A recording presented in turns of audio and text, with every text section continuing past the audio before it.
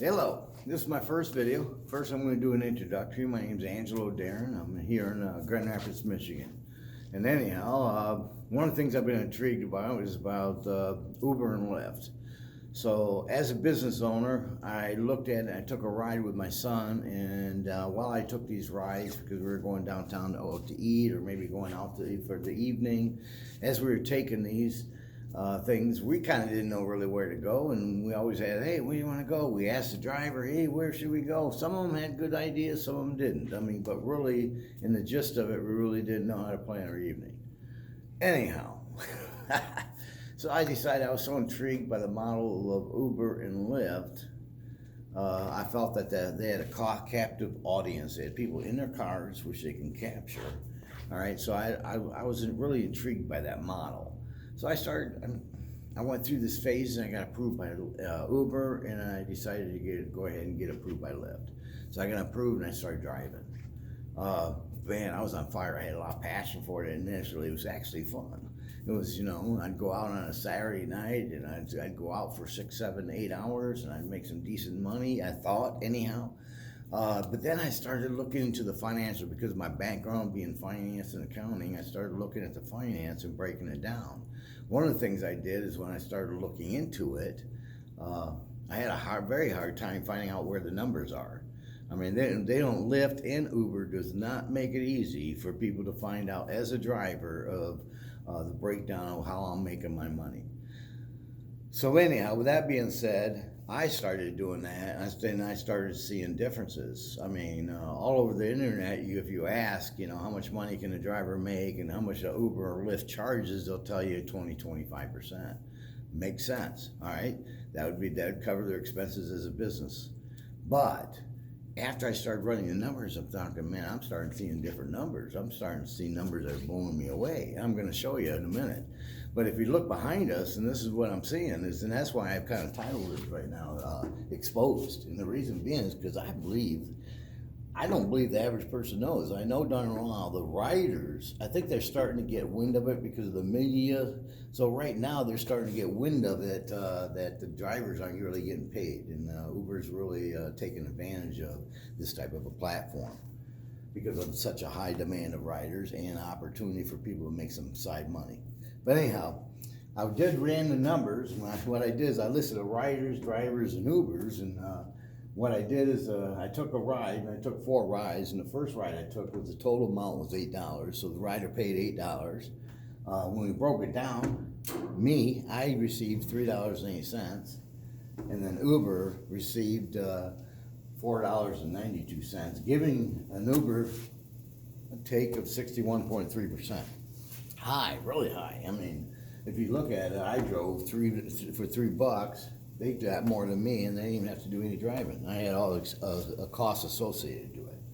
The next thing, I took another ride. It was $14.32. It was $9.13 I received, right? And it turned out to be $5.19 that Uber ended up getting. A little bit better, not so bad, 36.24%. Then the next ride I took, and this is all within a short period of time. Next ride was $9.50, and there was no surges attached to this until my last one. But anyway, $9.50 was what the rider paid, and then I received $4.61, and then Uber received $4.89, a 51.5%, a spike. So there's quite fluctuation, diversity in how much Uber receives per ride. Then we go to our last one, where it was my highest ride. The most money was $31.03, and then it was $20.42 for the driver, which was myself, and then Uber got $10.59. A little bit better. It came with 34.1%, but then there was something in there that was kind of weird. There was an airport charge of $2.50.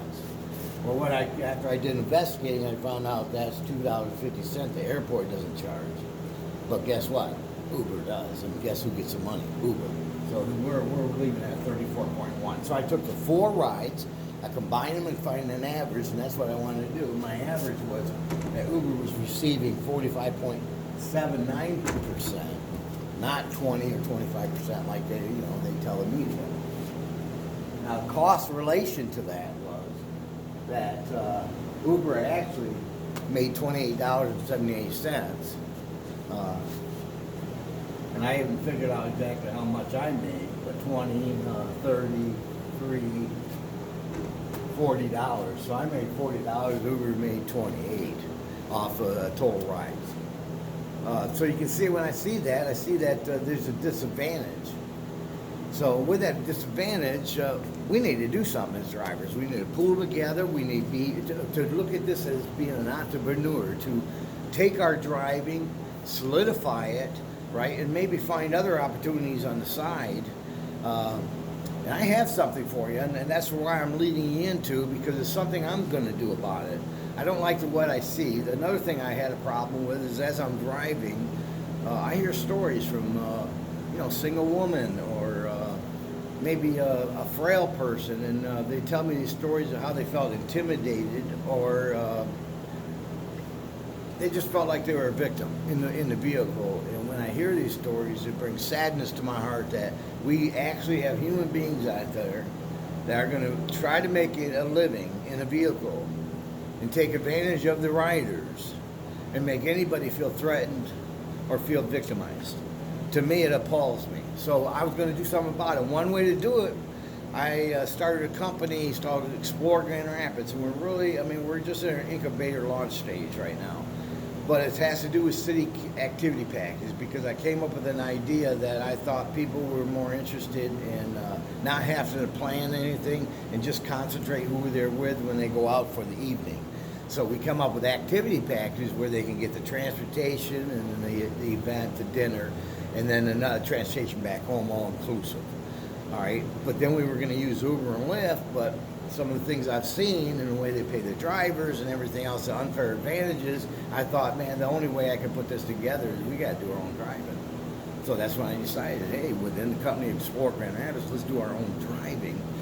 But then I also said, because of the customers are going to come to me and we're going to drive them, to these activity packages, would it make sense if we also provide individual drives to them and then make it an advantage, whether it's a win-win situation for the rider, the driver, and the company, Ride Local? And that's what we did. We came out with Ride Local. It's a pre-launch stage right now.